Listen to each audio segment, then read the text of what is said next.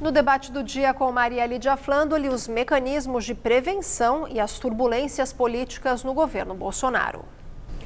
Para essa análise, convidamos Rodrigo Prando, doutor em Sociologia, professor e pesquisador em Sociologia e Política da Universidade Presbiteriana Mackenzie. E também a nossa convidada, socióloga Esther Solano, doutora em Ciências Sociais e professora da Universidade Federal de São Paulo. Eu agradeço muito a ambos a presença, estarem aqui 3 meses passados do governo, os primeiros 100 dias já foram e as análises são muitas e eu faço questão de ouvi-los, na análise política, porque não foram poucos os estranhamentos, a turbulência e eu queria começar exatamente por aí, se é possível identificar os fatores desencadeantes de tais turbulências, começando com o professor. Boa noite, Maria Lídia, boa noite, professora Esther. Olha, por incrível que pareça, o elemento desencadeador de quase todas as crises do governo foi o próprio governo. Ou foi Bolsonaro, ou foram familiares, ou foram seus ministros, ou foram aqueles que se dizem aliados, sejam reais ou virtuais. Não foi de uma oposição, não foi de uma ação da justiça, do Ministério Público, não foi uma perseguição implacável da mídia. Quase todos os problemas, e não foram poucos, vale ressaltar, tiveram origem no núcleo presidencial. Então isso é uma característica para mim muito marcante.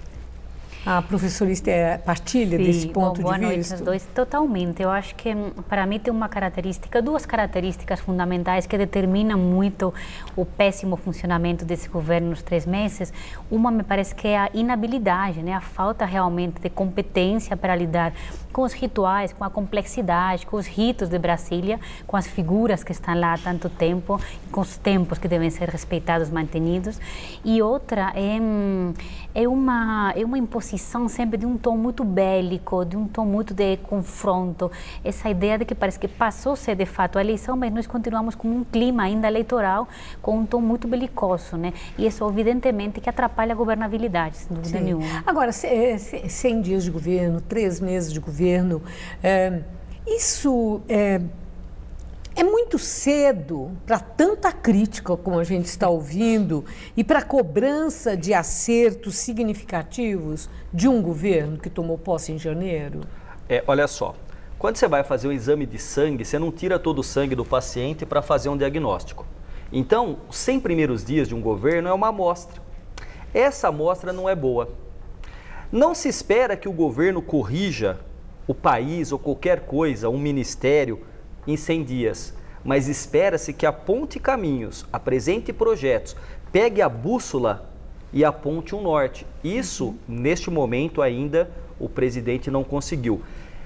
Passados 100 dias, ele vai com um movimento de apresentar 18 atos do revogaço, a questão do Banco Central, e eu pensei, nossa, vamos lá, parece que está começando uma agenda positiva, abandonou o tom mais belicoso, a velha política versus nova política, parece que quer dialogar, movimento que começou com o Rodrigo Maia e acabou tendo essas 18 medidas. Logo depois, o que acontece? Intervenção do presidente na Petrobras, contra a questão do aumento do diesel, 32,4 bilhões de prejuízo. O que é isso? Aquele liberalismo, cujo lastro do governo é o Paulo Guedes, encontrou o Bolsonaro corporativista, o Bolsonaro intervencionista e o Bolsonaro estatizante, que foi durante 28 anos. Então, é nisso. Não se espera, Maria Lídia, que acerte. Espera-se que aponte um caminho. Não conseguiu. Mas por esses desacertos, pode-se dizer que o Brasil ficou paralisado? O Brasil está absolutamente paralisado. Eu acho que uma coisa que é fundamental, quando nós avaliamos esse primeiro tempo do governo, que o presidente ele sempre chega com um capital político. Então, o desgaste ele é progressivo, paulatino. Normalmente, ele acontece de uma forma mais lenta, porque ele chega, de fato, com um capital social e com um capital político que ele teve ao ganhar a eleição, e ele está, de fato, pulverizando todo esse capital. E o que me preocupa é que você vê essa paralisia não simplesmente como uma coisa temporal, que pode ser transitória. Você vê essa paralisia de fato que provém, que é consequência de uma forma de governar, então de uma morfologia de governo que faz com que realmente não seja respeitado como se conduz a política, né, normalmente, e faz com que, por exemplo, questões tão prioritárias que estavam colocadas no mercado, e por isso o mercado deu a confiança a Bolsonaro, como a reforma da Previdência, fiquem aparentemente cada vez mais longe por essa absoluta incapacidade de criar, de fato, um tecido de governabilidade, né? Então, dá mostra ao governo de fato, ter eu acho que um ano bastante problemático e incapaz de criar uma estabilidade. Agora, mas mesmo assim é interessante que que vários aliados do presidente Bolsonaro, eles botam fé. Eles estão acreditando que com o tempo os ajustes acontecerão, que isso é natural. De verdade, há um reconhecimento de que são neófitos na gestão, na administração pública, da coisa pública, no trato da coisa pública. O próprio presidente teria, né, acredita-se, aqueles que estão com ele acreditam que o próprio presidente vai ter uma acomodação, que ele vai se acomodar, até porque ele precisa formar uma base que garanta os votos necessários para a agenda legislativa que ele pretende. Então, eu quero saber se vocês já identificam indicadores que possam mostrar que essa acomodação de fato poderá acontecer, como de uma forma otimista acreditam aliados do presidente da República. Eu não sei, Esther, mas para mim o neófito, aquele que está começando e não tem experiência, deve ter duas características que são bastante importantes na vida de todo mundo: humildade, se cercar de pessoas competentes e capacidade de aprender. É possível? Claro. Nesses 100 primeiros dias é um governo errático. Ele pode melhorar? Pode, claro. Para melhorar, há que existir um esforço individual e coletivo. Para isso, tem uma coisa que me parece ser essencial nesse quadro. Houve uma ausência de liderança política. O presidente não conseguiu articular. Estou aqui do lado de uma especialista em redes sociais, em entendimento da política, que a professora Esther estuda. Me parece que assim que acabou a eleição, e eu concordo com a fala dela há pouco, ele continuou o tom de campanha. E aí o que acontece? Quando você fala para a rede social, você está falando para quem? Para quem já é o bolsonarista. Ele tinha que amplificar para a sociedade. E aí não só para a sociedade, mas para os seus atores políticos, que são deputados e senadores. Ao chamar todos de velha política e ele de novo, e os seus de novos, ele está dizendo o seguinte: nós somos praticamente virginais e todos os outros são impuros. Aí teve dificuldade. Agora, se ele dialogar, se ele construir pontes e com isso melhorar o diálogo, talvez vislumbremos uma possibilidade de melhoria. Há possibilidade? Sem dúvida. De novo, esforço individual e coletivo. Agora, as redes sociais, né? Esse palanque virtual, ele é usado por praticamente todos os políticos, que inclusive se deram conta que se ficar fora, eles perdem aí uma adaptação. Eles deixam de ser contemporâneos, eles vão ficar para trás, aí sim, eles vão ficar na velha política, numa velha maneira de fazer política, já que existe a seu dispor essa grande inovação. Então, agora, o interessante é a questão dos limites e do uso que se faz dela.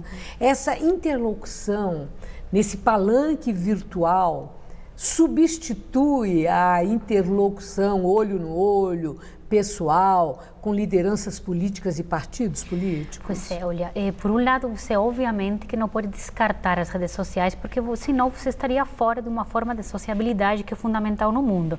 A gente já não distingue entre vida online e vida offline. Mas, por outro lado, eu sempre digo, esses presidentes twitteiros, né, o Donald Trump, o Bolsonaro, eles substituem, né, a forma de comunicação tradicional política e a comunicação com a imprensa, com os meios tradicionais, que também são um alvo, né, das críticas e um alvo das polêmicas, por essa comunicação online. E veja bem, é uma comunicação que tem umas características muito definidas. Primeiro, é muito infantilizada, então você não tem densidade, conteúdo programático, conteúdo político, de fato. E as pessoas que Exato, e você têm, joga... sim, e os protagonistas desse tipo de comunicação, eles têm essa densidade. É um discurso muito brutalizante, muito vazio, né, que joga para uma plateia muito definida, que joga contra um adversário. E uma coisa fundamental, você não pode permitir que um presidente da República, de fato, aniquile todos os formatos de comunicação, os rituais, as formas, né? Isso existe aí por alguma questão. Os protocolos de comunicação existem por alguma questão. O presidente da República está representando um país, então ele não pode ter essa incapacidade, né, para, enfim, para comunicar com uma nação com um tweet que ele de fato está desprestigiando, né, a capacidade dessa nação para entender a política. Então, e sem falar dos filhos dele, né, que eu acho que isso já é um folclore, mas é um folclore muito perigoso.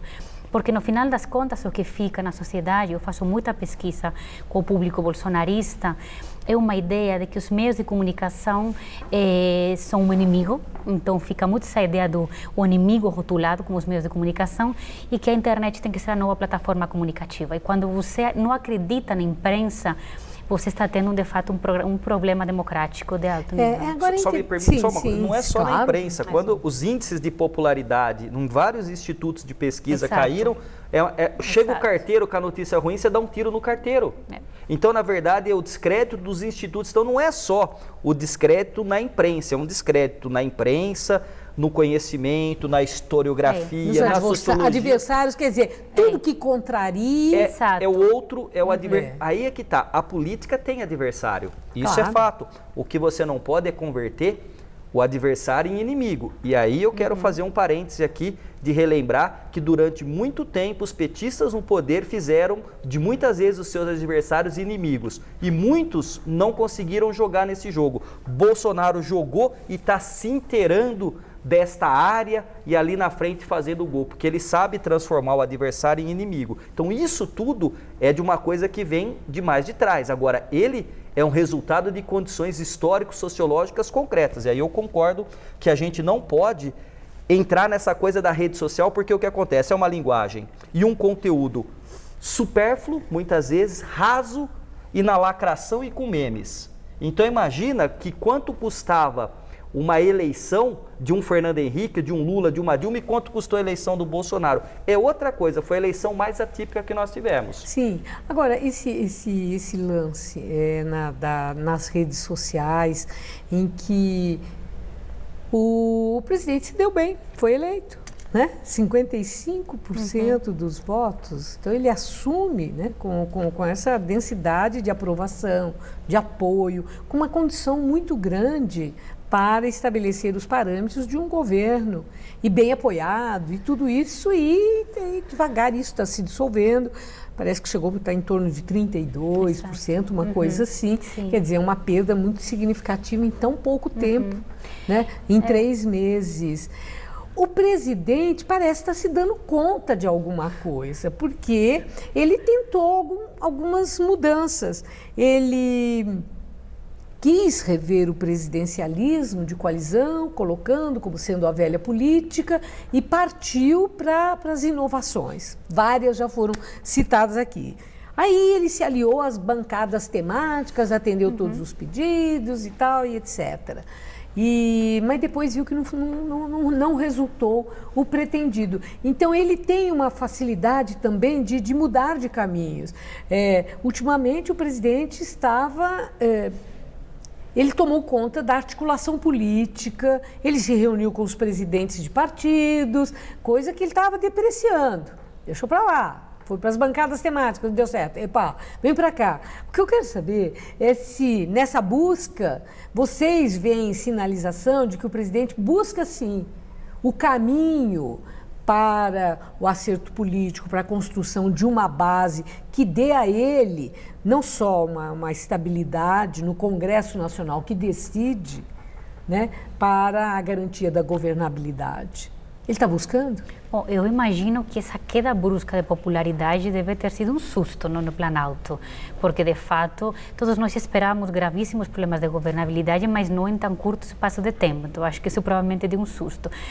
Mas, eu, enfim, acho que comento um pouco o que a gente falava no começo. Primeiro, que para você, de fato, governar um país de uma hipercomplexidade política como o Brasil, quando você vem do baixo clero da política, você encontra dificuldades monstruosas. Se você ainda não tem nem o preparo técnico, nem a humildade, nem as características de um homem, de fato, de Estado, estadista, estratega e democrático, como o Bolsonaro não tem essas características, ainda com mais dificuldade, né? E outra questão, no final das contas, eu acho que para mim é muito problemática, é que ele está mantendo esse tom populista, demagógico, esvaziado da campanha, né? Muito nessa lógica, efetivamente, do inimigo. Então, o professor é inimigo, o adversário é inimigo, a imprensa é inimiga. E essa é uma destruição paulatina do tecido democrático, que é muito difícil você construir governabilidade em base a isso. Então, de fato, esse tom é muito problemático. Você esgarça o tecido democrático. Como que você constrói base em torno a isso, né? E, no final das contas, qual que é o projeto que ele propõe para o país? A gente nem sabe realmente qual é o projeto, e me refiro a um projeto detalhado, denso, de proposta que ele tem para o país. Eu acho que isso está em incógnito ainda, né? Bom, naquilo que já foi proposto, as reformas. Então, logo que tomou posse, o presidente da República, ele compôs um ministério. Houve inicialmente com a indicação de Paulo Guedes para a economia, e os nomes que Paulo Guedes levou para a área da economia. O ministro Sérgio Moro, num super ministério de Justiça e Segurança, houve quase que, não vou dizer um consenso, porque não foi isso que houve, mas houve muita aprovação por serem personalidades que por si próprias já tinham uma aprovação já mais consistente e elevada. Deu em nada? Bom, superministro deveria ter superpoderes. A gente sabe que superpoderes ficam com super-heróis no universo ficcional. A questão é que 2 ministros são simbólicos. O Guedes simboliza o liberalismo. O Sérgio Moro, o combate à corrupção e a força da Lava Jato. Disse ele, Bolsonaro, que daria carta branca. Não deu. Desautorizou Moro e agora, na intervenção da Petrobras, sem que o ministro soubesse, desautorizou. No fundo, um indício de que talvez aquilo que você perguntou, de que ele queira governar, foi uma frase do presidente da Câmara, Rodrigo Maia. Tem que parar de brincar e assumir a presidência da República. A liturgia do cargo e a liderança que o Brasil, no momento, reclama. Interessante que Rodrigo Maia parece que cresceu, né, com os desacertos do Executivo. No Legislativo ele cresceu. Há quem diga até, e é aquele delegado, Valdir, né, que é o líder do PSL na Câmara, que o primeiro-ministro do Brasil é Rodrigo Maia. Eu quero saber se vocês concordam. Sim. Por ele ter mais de 300, presumivelmente, mais de 300 votos, ele tem essa liderança lá na Câmara, se de fato ele está atuando como um primeiro-ministro, com a força, aí eu pergunto em conteúdo e forma. Né? De um primeiro-ministro. Isso que está acontecendo? Eu acho que tem uma outra figura que está se destacando, que é o general Mourão também. Em comparação com o Bolsonaro, o Mourão também se coloca como uma figura com uma maior capacidade de articulação, muito mais também hábil para dialogar com a imprensa, para dialogar com os próprios políticos. Então, acho que efetivamente são figuras que estão se destacando, mas olha que perigoso. Nós estamos falando de figuras e não de questões programáticas ou estruturais. Então, a política parece como uma coisa mais individualista, personalidades investidas da responsabilidade do comando do país, né? Pelo voto do eleitor. E democracia, né? É uma coisa institucional, não são nomes, né? Sinteticamente, Rodrigo Maia se destaca desde a fragilidade do governo Temer, quando poderia ter conspirado e manteve a institucionalidade funcionando. Agora tem um papel importante e precisa dele porque ele cuida da agenda. General Mourão, vice-presidente da República, só é lembrado quando o presidente é fraco. Ninguém quase lembra do vice do Fernando Henrique, nem do vice do Lula. Lembra-se do vice da Dilma e agora está se lembrando do vice do Bolsonaro. Então, assim, nada está perdido, mas se não houver esforço individual e coletivo, o Brasil não vai avançar. Eu agradeço muito a análise e tenho certeza, sempre, são subsídios que vocês trazem para a nossa reflexão. Muito obrigada. Agradeço. Uma boa noite. Obrigada.